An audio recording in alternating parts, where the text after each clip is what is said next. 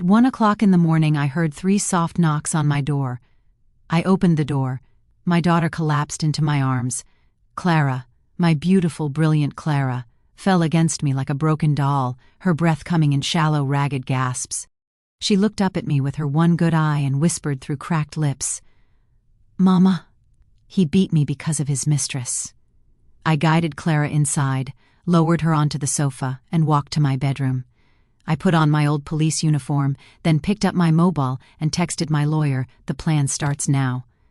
If you are watching this video, don't forget to like, share, and comment where you're watching from. I want to see how far my story of betrayal has traveled. Hung up and returned to Clara. She was trembling, curled into herself, holding her ribs as if that might keep her from falling apart. I knelt beside her and waited. My name is Eleanor Ashford, and for 32 years I wore that uniform with pride. I'd hunted killers, dismantled trafficking rings, broken fraud schemes that spanned continents. I knew how to read guilt in the twitch of an eye, hear lies in the pause between words. But I'd never imagined I'd need those skills to protect my own daughter. Clara had met Marcus Harrington 6 years ago at a charity gala. He was everything a mother might hope for on the surface. Educated, successful, a corporate real estate investor with a firm in Mayfair. He courted her properly, flowers, handwritten notes, weekend trips to the Cotswolds. But I didn't trust him. There was something in his eyes that never quite matched his smile, a calculation, a coldness that flickered when he thought no one was watching. The way he touched Clara in public, always possessive, always positioning. I'd seen that before, in interview rooms, in men who believed women were things to be owned. But Clara loved him, and I couldn't protect her from every fire. Tonight, my daughter had been scorched to ash. Through broken sobs, she told me what happened. Marcus had been having an affair with a woman named Serena, someone from his office. Clara confronted him that evening when he came home. He didn't deny it. He laughed, and then he beat her. Not once, not a moment of lost control, but methodically, coldly, the way someone does when they've been imagining it for a long time. But that wasn't really why. "He wanted me to sign papers, Mama," Clara whispered. "The property, the land Daddy left me. He's been trying to get me to transfer it for months. Tonight he said if I didn't sign, he'd make sure I lost everything. He said no one would believe me." My late husband George had left Clara 8 acres in South London, land that had belonged to his family for generations. The area had transformed since his death, rezoning, development. That land was now worth millions, and Marcus Harrington had beaten my daughter to steal it. I looked at Clara's bruised face, her swollen eye, the fingerprints branded into her throat. Something ancient and cold settled in my chest. Not rage. Rage is hot, impulsive, reckless. This was calculation. I kissed her forehead gently. "Clara, darling, I need you to trust me now. Can you do that?" She nodded, fresh tears cutting tracks through the dried blood on her cheeks. "Good, because your husband just made the biggest mistake of his life. If you've ever felt the weight of protecting someone you love, stay with me. This story is for you." By 2 o'clock in the morning, Clara had finally fallen into an exhausted sleep on my sofa, her breathing shallow but steady. I sat in my armchair across from her, the glow of my laptop the only light in the room, and I began to hunt. This was what I did best: peel back veneers, find the rot beneath polished surfaces. I started with Marcus Harrington's public profile. His LinkedIn showed exactly what he wanted the world to see: Harvard Business School education, CEO of Harrington Estates Limited, board member of 3 charitable foundations. His photographs were carefully curated, shaking hands with congressmen, cutting ribbons at housing projects, speaking at conferences with that practiced smile. The comments were filled with praise: visionary leader, man of integrity. I'd seen this before. Predators wear tailored suits and speak the language of respectability. The more polished the surface, the deeper the corruption beneath. Marcus's perfection wasn't impressive, it was suspicious. I opened an encrypted messaging app and typed, "Leo. Need full background on Marcus Harrington. Corporate structure, financials, associates, everything. This is personal." Within 2 minutes, on it. "How bad?" I typed back, "He put Clara in the hospital." The response came immediately, "I'll have preliminary by dawn. Meet usual place, 6 a.m. "I'm sorry, Eleanor." Leo Kane had been my partner for 15 years on the force. He'd held my hand at George's funeral. Been there when Clara graduated college. Now I was asking him to help me destroy my daughter's husband. I opened the file cabinet beside my desk, not official records, but my private case files. 3 decades of studying human predators, patterns of financial fraud, behavioral profiles of domestic abusers, men who use charm as camouflage. Monsters follow scripts, and if you study them long enough, you can predict the final act. I pulled out a folder labeled Coercive Control, Property Theft Cases, and began cross-referencing. The pattern was depressingly familiar: charming courtship, gradual isolation, financial entanglement, escalating control, then violence when the victim refused compliance. Marcus had followed the playbook perfectly. A memory surfaced, sharp and bitter. 6 years ago, during wedding planning, Marcus had made a comment about Clara's college friends being a bit rough around the edges. Perhaps we should keep things refined. The way he said it, with that slight curl of his lip, had sent a chill through me. But Clara had been so happy, and I'd convinced myself I was being paranoid. I should have trusted that instinct. I should have dug deeper, used my connections, pulled his financials. But I'd chosen to be a mother instead of an investigator. Now my daughter slept with a face full of bruises. That failure would haunt me, but guilt was a luxury. Action was survival. I returned to my laptop and searched property records. George's land, 8 acres in Houston's 3rd Ward, between the revitalization corridor and the new commercial district. Current valuation, $12.7 million. But the real value was in potential. 3 major developers had submitted proposals for adjacent plots: luxury condos, commercial spaces, mixed-use developments. George's land was the keystone that would unlock a development worth upwards of $50 million. Marcus hadn't married Clara for love. He'd married her for access to a fortune he couldn't obtain any other way. My phone buzzed. Leo, preliminary findings troubling. Harrington Estates has unusual corporate structure. Multiple shell companies, offshore accounts. Something doesn't add up. See you at 6. Shell companies meant hidden money. Hidden money meant bigger players. This wasn't just about Marcus's greed. This was organized, calculated, possibly involving others. The house creaked in the silence. I glanced at Clara, still sleeping, her face peaceful despite the violence written across it. Somewhere out there, Marcus was probably sleeping too, believing he'd won, believing he'd broken her into submission. He had no idea what was coming. He had no idea that the woman he'd dismissed as just another interfering mother-in-law had spent 32 years learning how to dismantle men exactly like him. I'd hunted serial killers, taken down organized crime rings, broken corruption networks that reached into City Hall. I closed my laptop and allowed myself a grim smile. Marcus had made 2 fatal mistakes. First, he'd hurt my daughter. Second, he'd underestimated her mother.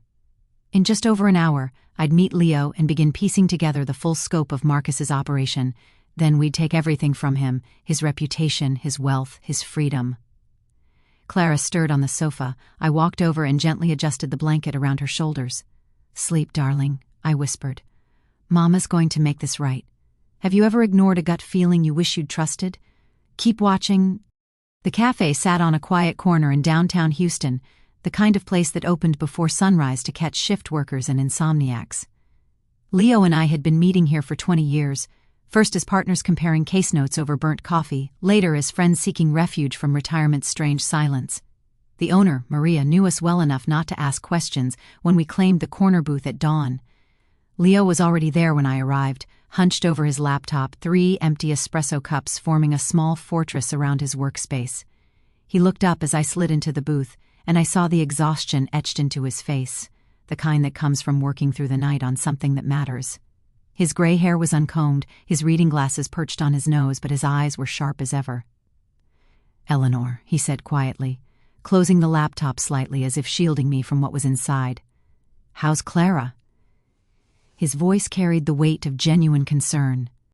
Leo had watched Clara grow up, had taught her to ride a bike when George's back gave out, had walked her down the aisle when she married the man who would eventually destroy her. Sleeping, safe. I kept my voice steady, professional. If I let the mother in me speak, I'd fall apart, and I couldn't afford that now. "What did you find?" Leo exhaled slowly and reopened his laptop, turning it so we could both see the screen. Marcus Harrington is a ghost wrapped in expensive paper. He pulled up a spreadsheet dense with numbers and corporate names. Harrington Estates Limited is the public face, clean, respectable, registered in Texas. But underneath, it's a maze. He clicked through several tabs, each revealing another layer. 4 shell companies registered in Delaware, 2 more in Nevada, offshore accounts in the Cayman Islands and Panama. Money moves through these entities like water through a sieve. In, out, around, impossible to track without serious forensic work. He tapped the screen. This isn't normal real estate investment structure. This is money laundering architecture. I leaned closer, my detective instincts kicking into high gear. How much are we talking about? Leo scrolled to another document. In the past 3 years, approximately $47 million has moved through these accounts. Some legitimate property transactions, sure, but there are gaps, huge transfers with no clear origin or destination. He pulled up a zoning map of Houston's 3rd Ward, Clara's inherited property highlighted in red. Surrounding it were blue and green parcels, each labeled with developer names and project proposals. Your husband's land is the center of everything. 3 major developers have been circling it for 2 years. Luxury condos, a boutique hotel, commercial retail space. Separately, these projects are worth maybe $80 million combined. But if someone controlled all the adjacent land, including George's property, you're looking at a unified development worth $200 million, maybe more. My blood went cold. And Marcus needs Clara's signature to unlock $15 million in construction financing, Leo finished. He's already leveraged everything he owns as collateral, but the banks won't release funds without proof he controls the Keystone property. Clara's land. Without her signature, his entire house of cards collapses. I sat back, processing. Marcus hadn't just married my daughter for money, he'd married her to complete a scheme years in the making. You said there were gaps in the money trail. Where's the capital coming from? Leo's expression darkened. That's the problem. I can trace maybe 60% of the funding to legitimate investors, pension funds, private equity. But there's a silent partner pumping money into this operation, someone with deep pockets who knows how to stay invisible. How much? At least $18 million over the past 2 years, maybe more. Routed through so many intermediaries I can't pinpoint the source. He paused, meeting my eyes. Eleanor, whoever this is, they're professional. This isn't some local businessman playing dirty. This is someone with serious resources and serious motivation. The cafe hummed around us. The hiss of the espresso machine, Maria wiping down tables, morning light starting to filter through the windows. But in our corner booth we sat in the shadows of conspiracy, piecing together a puzzle that reached far beyond one man's greed. I need you to go deeper, I said quietly. Full forensic audit. Every transaction, every shell company, every offshore account. I want to know where every dollar came from and where it went. And I need surveillance on Marcus, where he goes, who he meets, every phone call if you can manage it. Leo nodded slowly.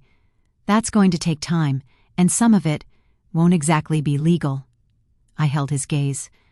I spent 32 years on the right side of the law, Leo. I arrested people for doing exactly what I'm asking you to do now. But that was before someone put their hands on my daughter. Something passed between us then, an understanding forged in decades of partnership, of watching each other bend rules in service of justice, of knowing that sometimes the law and what's right don't perfectly align. I'll start today, Leo said. Give me 72 hours for the deep dive. In the meantime, keep Clara safe and away from Marcus. Already done. I stood preparing to leave, but Leo caught my arm. Eleanor. Whoever this silent partner is, if they've invested this much, they won't walk away quietly. When you start pulling threads, they're going to notice. I looked down at his hand on my arm, then back to his worried face. Good. Let them notice. Let them see what happens when you come after my family. I walked out of the cafe into the breaking dawn, the weight of what we'd uncovered settling over me like armor. Marcus was just the face of something larger, darker, but I'd spent a lifetime hunting in the dark, and I'd never lost. When I returned home, Clara was awake, standing in front of the hallway mirror, staring at her reflection with the kind of stillness that breaks a mother's heart. She wasn't crying, she wasn't moving, she was just looking at what had been done to her. In daylight, the damage was worse. The bruise on her cheek had deepened to mottled purple-black. Her eye, swollen shut last night, had opened to a slit ringed with angry red. The fingerprints on her throat stood out like brands, 5 distinct marks. Her split lip had crusted over. "I don't recognize myself," Clara whispered. "How did I let this happen, Mama?" I walked to her slowly. "You didn't let anything happen. He did this, not you." But I stayed. Tears began sliding down her cheeks. I saw the signs, the comments about my clothes, my friends, the way he'd check my phone. I felt it getting worse, and I stayed. I guided her to the couch. "It makes you human. It makes you someone who loved and hoped things would get better. That's what abusers count on, our capacity to hope." She collapsed onto the cushions. It wasn't always like this. At first he was perfect, but then it changed, slowly. Her words spilled out between sobs. It started 2 years ago, little criticisms. Then it became controlling. He wanted access to my bank accounts. He needed to know my schedule. He'd get angry if I made plans without telling him. But he never hit me, not until last night. This was the pattern I'd seen 100 times. The gradual erosion of self-worth, the isolation, the reprogramming of reality. "Daddy's land became an obsession," Clara continued. "He kept pressuring me to sign it over. When I refused, he got mean." She looked up at me. "Last night I found messages on his phone from a woman named Serena. They've been having an affair for months. She works in his office. Plans to leave me, to start over with her once he got the property." My hands clenched into fists. When I confronted him, he laughed. Said Serena understood him. Said the only thing worthwhile about me was Daddy's land. Her voice dropped. "That's when he hit me the first time. And then he didn't stop. I pulled her into my arms, but my mind was racing. Marcus, Serena, the property. This was premeditated abuse with a clear financial motive. Did Marcus ever mention anyone else involved in the property deal?" I asked carefully. Clara pulled back, wiping her eyes. "A few times. I overheard phone conversations. But once, maybe a month ago, I heard him say something about Michael handling the paperwork. I assumed it was a lawyer. The world stopped. Michael, my brother Michael. Clara's uncle Michael. The name hit me like a physical blow, but I kept my expression neutral. Michael's resentment over the inheritance, his coldness at family gatherings, the way he'd always smiled at Marcus too warmly. "Mama?" Clara looked at me with concern. You went pale. I forced myself back to the present. "I'm fine, just processing." I stood.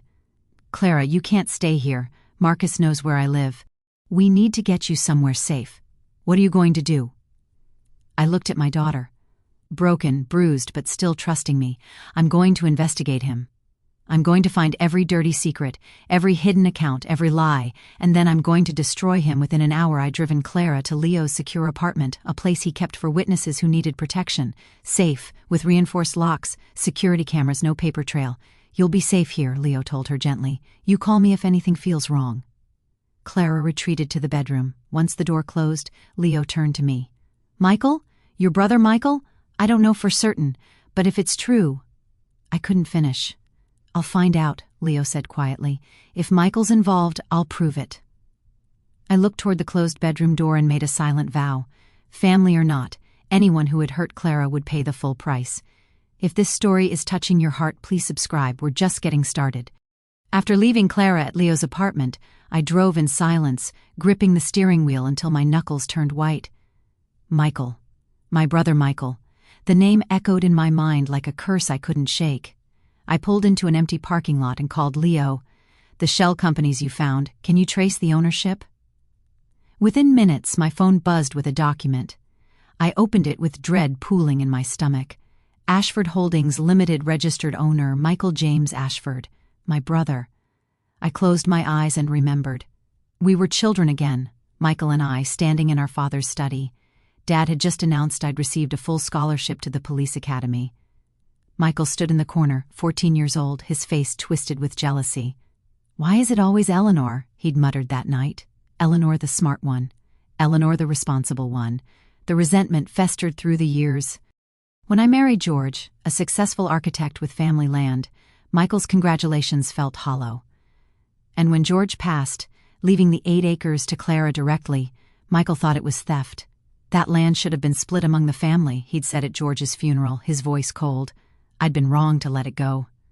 My phone rang. "Leo, Eleanor, it gets worse. Michael's been funneling money into Marcus's operations for 3 years, since before the wedding. This wasn't opportunistic. This was planned. 3 years.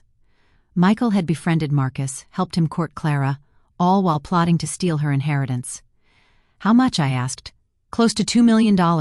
Legal fees, shell company setup, bribes to city officials. Michael's been the architect of this whole scheme. Leo paused. Eleanor, there's evidence Michael knew about the abuse, text messages from 2 months ago. Marcus wrote, she's refusing to sign, might need to apply pressure. Michael replied, do what you need to do. The air left my lungs. My brother had given Marcus permission to hurt Clara. Send me everything, I whispered. Every document, every message, every transaction. I hung up and sat in the silence of my car, feeling something inside me die. Justice or family, the law or blood. I thought of Clara's face, purple and swollen. I thought of my brother's text. Do what you need to do. The decision was devastating but not hard. I called Leo back. Change of plans. We're taking down both of them, Michael included. Eleanor, he's your brother, are you sure? He stopped being my brother the moment he helped plan an assault on my daughter. Now he's just another criminal. I thought for a moment, clicking through Michael's patterns and weaknesses. I'd known him for 58 years. Michael's always been a destroyer, not a creator. When we were kids and he broke something, he'd try to hide the evidence. He's predictable, an idea crystallized. I'm going to bait him, make him think Clara's ready to sign, tell him there's a meeting, that we need the original will. He'll come. And when he does, he'll try to destroy that document. It's his pattern. That's entrapment, Leo warned. I just need him to panic and reveal something we can use. Trust me, I know my brother. Pressure him the right way, and he'll crack. I started the engine and pulled out. I had a trap to set, a brother to destroy, and a daughter to save. Has family ever betrayed you in ways you never saw coming? Share this story if it speaks to you. 2 days later, I sat in an upscale restaurant in downtown Houston, watching the door. Leo had tracked Serena's patterns, her lunch spots, her schedule. Today, she'd be here at 12:30, and so would I. Serena walked in at 12:28. She was younger than I'd imagined, maybe 28, with dark hair pulled into a sleek ponytail. Pretty in that polished, professional way. She looked nervous, checking her phone repeatedly. I stood and approached her with a warm smile. Serena? Serena Mitchell? She looked up, startled. Yes, do I know you? Not yet. I'm Eleanor Ashford, Clara's mother. I watched her face carefully. I know this is unexpected, but I was hoping we could talk, just for a few minutes. The color drained from her face. I don't think that's a good idea. I'm not here to yell at you or cause a scene, I said gently. I just want to understand. Please, just coffee. After a long hesitation, she nodded. We sat at a corner table. The recording device in my purse was already running, legal in Texas with one-party consent. I'm not here to judge you, I began. I just want to understand what's happening. My daughter is hurting, and I need to know the truth. Serena's hands trembled. I never meant for any of this to happen. I met Marcus 2 years ago at Harrington Estates. He was charming, made me feel special. He said his marriage was over, that he and Clara had grown apart. He said he was planning to leave. Classic predator playbook. And you believed him? I wanted to, Serena admitted, her eyes welling up. He talked about our future together, about starting over once he finalized things with Clara. I thought I was going to be his wife. Did he ever mention what those complications were? Serena nodded. He said there was a property issue, land Clara's father left her. He said she was being stubborn, trying to trap him. He made Clara sound like the villain. My jaw tightened. What did he plan to do about it? Just that once it was resolved, we could be together. He's been stressed lately, constantly on the phone, snapping at people. He keeps talking about the final signature and closing the deal by month's end. Month's end. Less than 3 weeks. Marcus was on a deadline. Has he mentioned anyone helping him? Business partners? A man named Michael? Serena's eyes widened slightly. Michael? Yes. Marcus talks to him a lot. Late-night calls. I asked once who he was, and Marcus said he was a legal consultant. Why? I leaned forward. Serena, I need you to understand something. Marcus hasn't been honest with you. He's not leaving Clara for you. He's been using you as a distraction while he tries to steal my daughter's inheritance. And Michael is my brother. They've been planning this together. Serena's face crumpled. No, you're lying. Marcus loves me. Does he? I asked gently. Has he introduced you to his friends? His family? Has he made any concrete plans with you? Or is it always, once this deal closes, or after the property issue is resolved? Tears streamed down her face. She knew I was right. I reached across the table and took her hand. You're not the villain here, Serena. You're another victim. Marcus manipulates everyone around him. I pulled out a card with my number. If you ever need help, if you want to know the truth, call me, anytime. I left her sitting there, the recording device in my purse, holding everything I needed. Serena would call, I was certain of it, and when she did, she'd help me destroy the man who'd lied to us all. That evening, Leo and I sat in my living room, surrounded by documents, laptops, and 3 decades of investigative experience. We were building a trap, one with 3 prongs, each designed to bring down both Marcus and Michael completely. Legal first, I said, writing on a whiteboard. We need corporate fraud charges, the shell companies, the offshore accounts, the bribes to city officials. Leo nodded. I've got a contact at the SEC, former colleague of mine. She owes me a favor. If I present her with the financial records, she can trigger a federal investigation into both Harrington Estates and Ashford Holdings. Do it. What about the assault charges? Clara's medical records are documented. Her testimony is solid. The photos of her injuries are damning. We can file assault causing bodily harm, coercion, and attempted theft through intimidation. I wrote it on the board. That handles Marcus criminally. But Michael's hidden behind corporate structures. We need him to incriminate himself directly. Leo leaned back. That's where your trap comes in. You bait him with the fake meeting. I pulled out my phone and crafted a text message, not from me, but from a burner phone that would appear to be from Marcus. Clara's ready to sign. Meeting tomorrow, 3 p.m., Eleanor's house. Bring the original will. We're ending this. Michael would come. He'd believe Marcus needed him there for the final step, and when he did, I'd catch him. The original will, Leo said slowly. You're going to use it as bait? A copy of it, I corrected. George's actual will is in a safety deposit box, but Michael doesn't know that. He thinks I have it here. When he sees it, he'll panic. He'll try to destroy it or alter it. It's his pattern, and when he does, I'll have him on camera. Leo pulled out a small device. I'll install hidden cameras throughout your living room. Video and audio. Everything he does, everything he says will be recorded. Is that legal? I asked, though I already knew the answer. In your own home? Absolutely. Texas is a one-party consent state. As long as you're present and consent to the recording, it's admissible. I smiled grimly. Then let's set the stage. Over the next 2 hours, Leo installed 4 cameras, hidden in a bookshelf, a picture frame, a smoke detector, and a clock. Every angle of my living room was covered. He tested each one, showing me the feeds on his laptop, crystal clear, undeniable. What about Marcus? Leo asked. If Michael shows up alone, he might get suspicious. He won't. I'll tell Michael that Marcus is running late, that he'll be here soon. Michael will wait, and while he waits, I'll push his buttons. I'll make him nervous, paranoid, and when people panic, they make mistakes. Leo looked at me carefully. Eleanor, this is your brother. Are you really prepared to do this? I met his eyes. He gave Marcus permission to beat my daughter. Yes, I'm prepared. I sent the text message to Michael. Within minutes, 3 dots appeared. Then I'll be there, 3 p.m. sharp. The trap was set. 48 hours until Michael walked into my home, into my web. 48 hours until I destroyed my only brother to save my only daughter. I looked at the whiteboard, our 3-pronged attack laid out in meticulous detail, legal, criminal, personal. By the time we were done, Marcus and Michael would lose everything, their freedom, their money, their reputations. We're approaching the moment of justice, I said quietly. Stay with me. Leo squeezed my shoulder. Always. The countdown had begun. At 3 p.m. exactly, Michael's car pulled into my driveway. I watched from the window as he got out, carrying a leather briefcase, his expression tense. He looked older than I remembered, gray at the temples, lines around his mouth, or perhaps I was just seeing him clearly for the first time. I opened the door before he could knock. Michael, thank you for coming. Where's Marcus? He asked immediately, glancing past me into the house.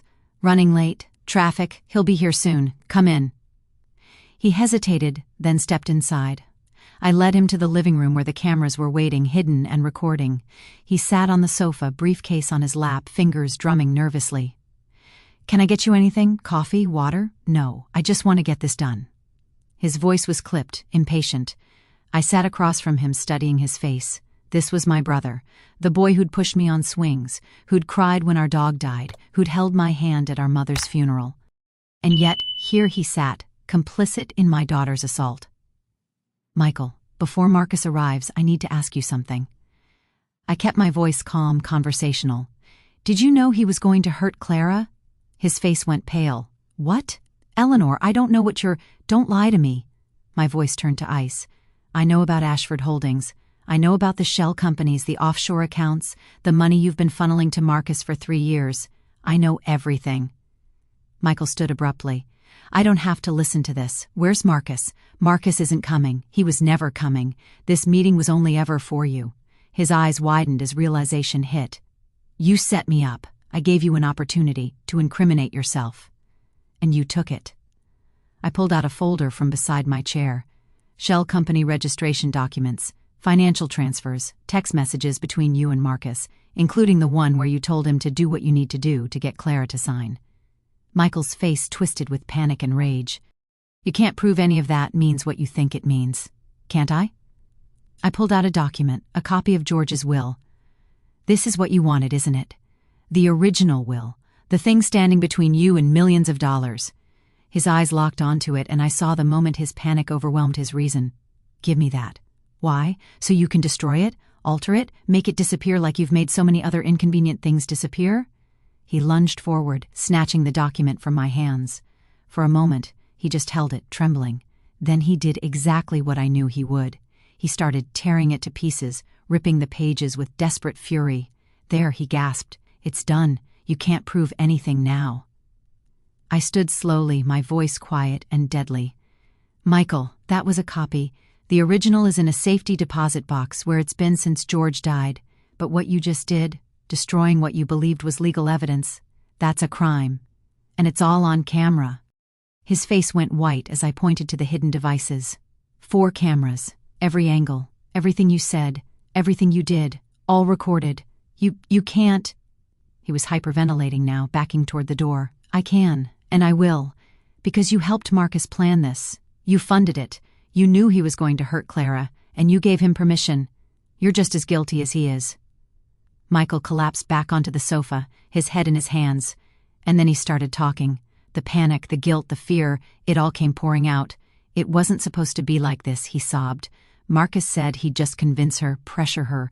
I didn't think he'd actually hurt her. We just wanted the land, Eleanor. That land should have been split among the family. It wasn't fair that Clara got everything. So you decided to steal it. We were going to develop it together. Marcus had the connections, I had the legal structure. We'd make millions. Everyone would benefit. Clara would get a fair share, just not all of it. By beating her into submission? I told Marcus to find another way, but he said she wouldn't listen, that she was stubborn like you. He said we were running out of time, that the investors were pulling out. He panicked. And you let him." Michael looked up at me with tears streaming down his face. "He's my business partner. I couldn't stop him without exposing myself. So you sacrificed my daughter for money." The words hung in the air like a death sentence. Michael opened his mouth to respond, but before he could, my front door opened. Leo walked in, followed by 2 uniformed police officers, my former colleagues from the department. Michael James Ashford, one of them, said, "You're under arrest for conspiracy to commit fraud, accessory to assault, and destruction of evidence." Michael looked at me, betrayal and disbelief on his face. "Eleanor, I'm your brother. You stopped being my brother the moment you helped plan violence against my daughter?" My voice didn't waver. "Officers, he's all yours." They handcuffed him and led him out. He didn't resist. He just kept staring at me as they walked him to the patrol car, as if he couldn't believe I'd actually done it. Leo stayed behind, watching me carefully. "You okay?" I looked at the torn pieces of the fake will scattered on my floor. I just destroyed my only brother to save my only daughter. "Am I okay?" I shook my head. "No, but I'd do it again. Justice comes at a cost. If you believe in protecting family above all else, subscribe now." With Michael's confession recorded and in police hands, the dominoes began to fall.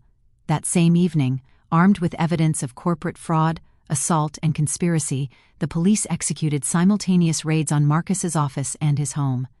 I wasn't there, but Leo had someone on the inside feeding us updates in real time. Marcus was at home when they arrived. 6 officers with a warrant, battering through his door at 8 p.m. He tried to run, grabbed his laptop, his phone, his passport, and bolted for the back door. But Leo had been tracking him for days. He'd installed GPS on Marcus's car, monitored his movements, predicted his escape routes. Police were waiting at every exit. They caught him 3 blocks away, dragging him out of his Mercedes in handcuffs, his expensive suit torn, his carefully constructed image crumbling in real time. The look on his face, shock, rage, disbelief, was captured by every news camera that had gathered after anonymous tips about the arrest. By 9 p.m., Marcus was in custody. By 10 p.m., his assets were frozen. By midnight, the story had broken: real estate mogul arrested in domestic abuse and fraud scandal. The next morning, Clara gave her official statement at the police station.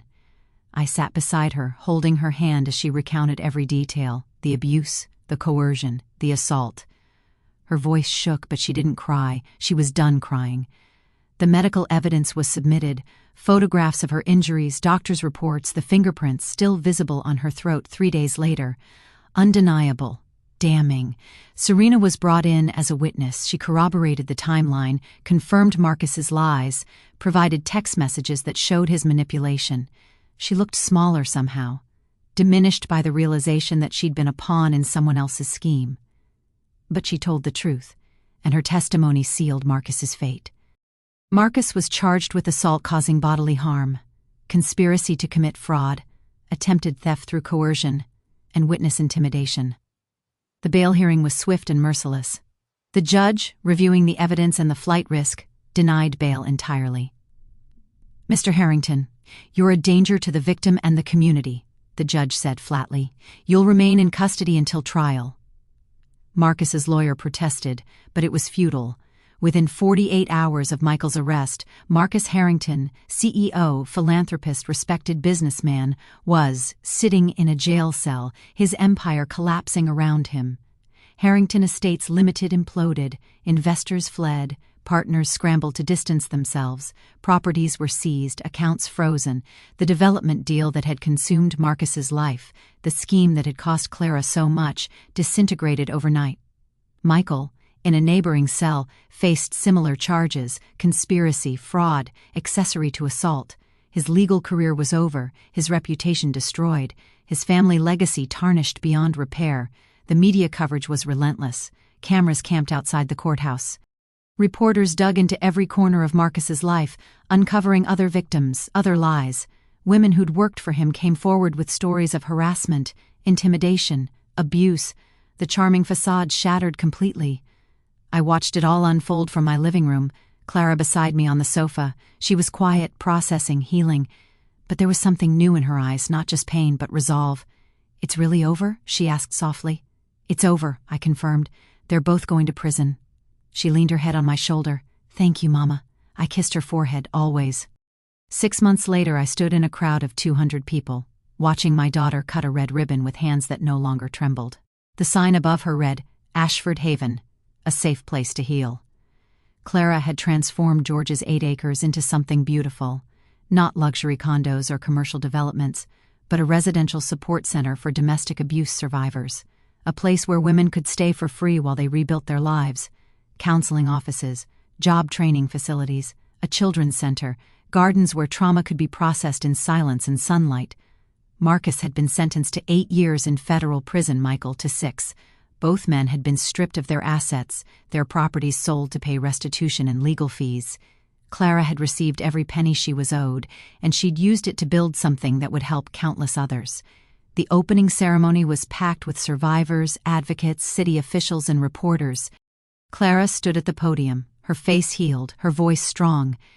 "6 months ago, I was broken," she said, her words carrying across the crowd. "My husband had beaten me, tried to steal my inheritance, and conspired with my own uncle to destroy me. I thought my life was over. But my mother taught me something: pain can be transformed. Trauma can become purpose. She looked directly at me, tears in her eyes. My mother, Eleanor Ashford, spent 32 years protecting people she didn't know. When it mattered most, she protected me, even when it cost her everything. This center exists because she taught me that justice isn't just about punishment. It's about preventing the next victim. It's about building something better from the ashes. The crowd applauded. I wiped my eyes, overwhelmed by pride and grief in equal measure. After the ceremony, Clara and I walked through the gardens together. "Do you ever regret it?" she asked quietly. "Turning in Uncle Michael? Losing your brother?" I thought about it carefully. I regret that he made choices that forced me to choose. But I don't regret protecting you. I'd do it again in a heartbeat.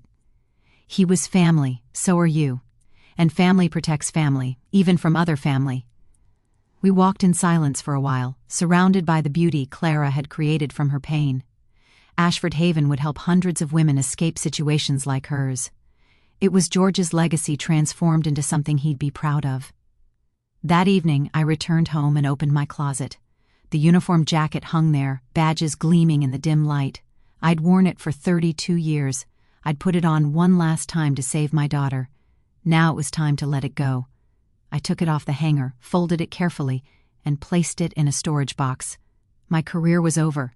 That chapter of my life was closed, but the lessons remained: vigilance, justice, the willingness to sacrifice for what's right. The next morning, I drove to the cemetery where George was buried. I sat beside his headstone, the grass cool beneath me, and I told him everything. "Clara's safe," I whispered. "She's strong. She's building something beautiful with the land you left her. You'd be so proud." I told him about Michael, about the betrayal that had fractured our family, about the choice I'd made and the cost I'd paid. "I lost my brother to save our daughter," I said. "I hope you understand. I hope I made the right choice." The wind rustled through the trees, and I imagined it was George answering, telling me I'd done well, that Clara's safety was worth any price. I sat there for a long time, feeling the weight of everything lift slightly. The deepest wounds come from those closest to us. But the strongest love protects even when it costs us everything. I stood, kissed my fingers, and pressed them to George's headstone. She's safe. That's all that matters. As I walked back to my car, I felt something I hadn't felt in months: peace. Not complete, not without scars, but peace nonetheless. Clara was safe. Justice had been served, and from the ruins of betrayal, something beautiful had been built. If this story moved you, honor it by subscribing and sharing. Every voice against abuse matters. Thank you for being here.